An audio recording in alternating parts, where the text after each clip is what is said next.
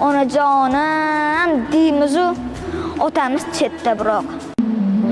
Jannat onalar oyog'i ostida-ku deysar, jannatni istaganlar onasini rozi qilar. Ona buyuk, muqaddas, shubha yo'q bu fikrga. Biroq otamiz ham bor, ular ham jannat. Ona deymiz-u, otamiz qoladi yolg'iz. Ular bo'lmaganida bo'lmasdi-ku o'g'il qiz.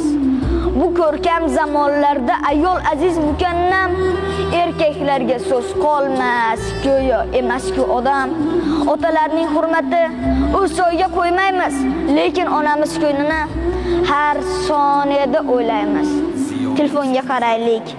Qachon qildik qo'ng'iroq?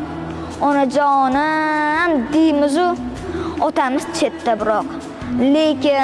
Lekin shunda ham bizni teng ko'radi otamiz, lekin mehri teng emas, ona butul hammamiz.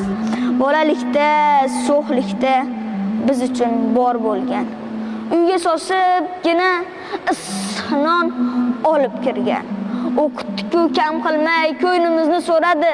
Sal olis bo'lib qolsak, ko'nglimizni so'radi. Ona davlatdir, bu qadarki foydamiz. Qirolicha onalar-ku, sultonlar-ku otamiz. Sulton bo'lmasa davlat bo'lmay qoladi.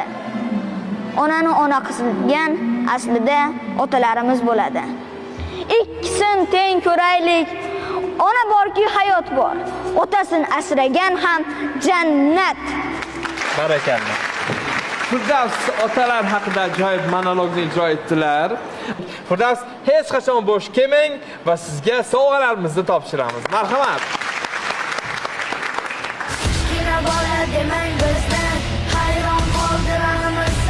Tabriklaymiz. Rahmat. Sog' bo'ling.